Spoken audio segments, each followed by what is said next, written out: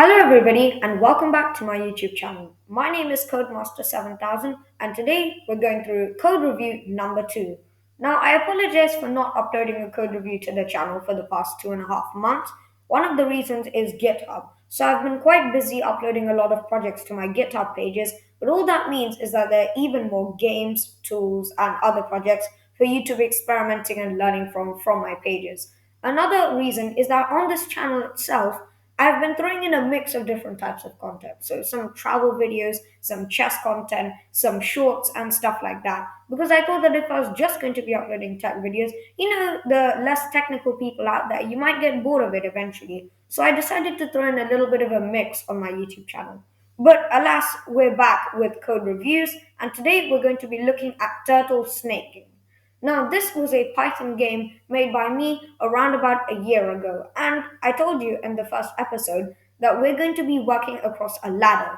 So, Code Review 1 was of a basic game that was rock, paper, scissors, lizard, spot, so basic Python.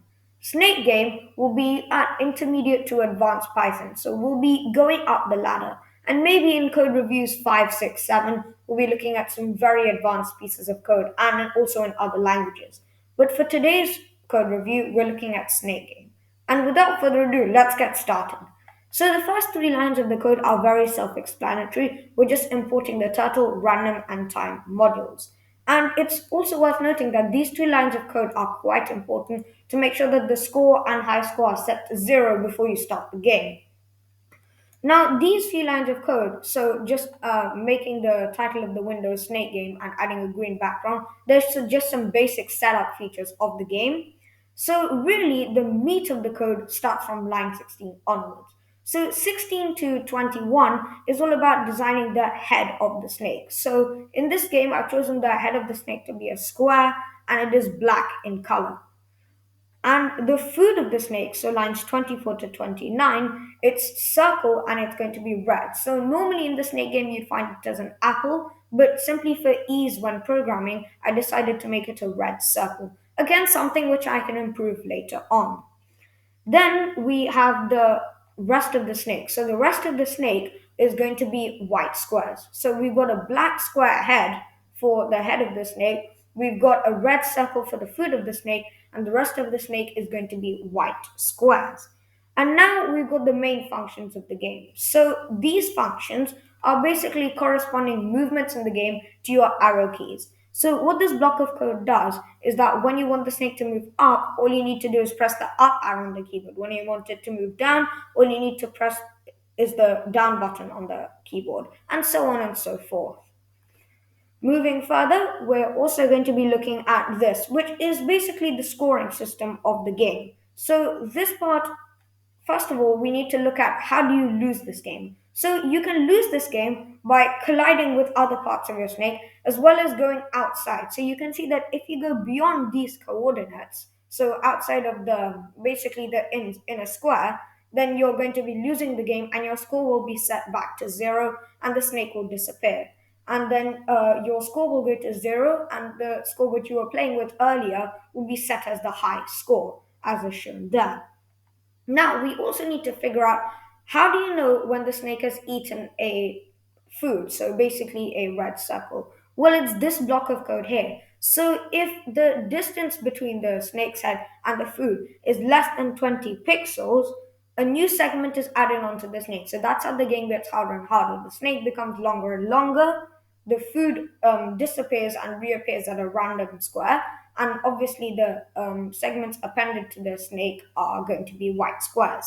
And your score increases by 1.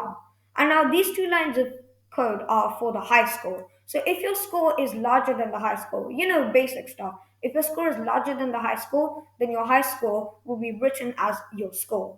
And then again, it will be displayed on the screen like this. You can change the fonts when you're running the game as per your wish.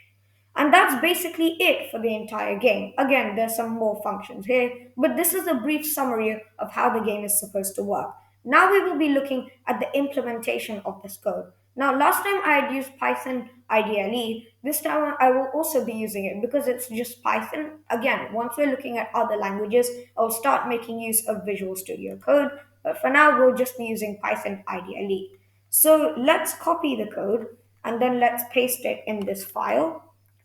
Let's go here and Control S to save it and download. Then we'll probably save it as Snake Game. Save, and now we'll run the module. So now we're looking at the implementation of the game. So this is how the game looks, and it's best if I keep it in this window. And this is the gameplay. So you can see that, as I had explained earlier, the snake has a black head and white squares are appended to it. Now the speed of the game is quite fast, and as you can see, I'm not very good at snake, so I quite easily get out. And again, you can adjust the speed with the delay function at the beginning of the game.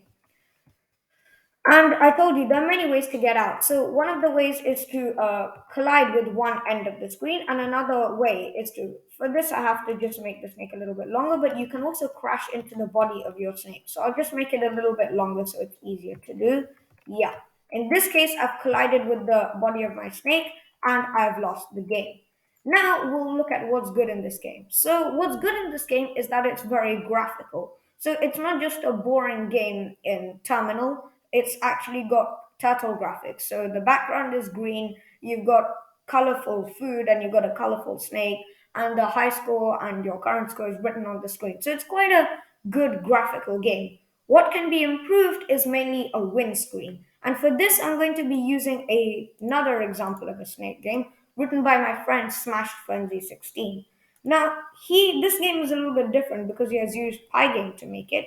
But one good thing about this game is that it has a win screen. So once again, I'm going to just be copying this code into this file and then running it. So Control V, Control S to save, and then F5 to run it, or using run module. And here one problem is that the snake moves incredibly slowly and it is also very small. So it's actually surprisingly easy to just lose it. And also, if the food appears further away, then you can see it takes a long time to reach a high score on this game. But for example, one of the ways to get out is that once you hit the end, it says you lose. Press C to play again or Q to quit. So it's this sort of lost screen which is very important in the game and which I believe is one aspect as to how my version of the game can be improved. I really hope that you enjoyed this code review and I hope that you can incorporate some of this knowledge when you are trying to build these kind of games as well.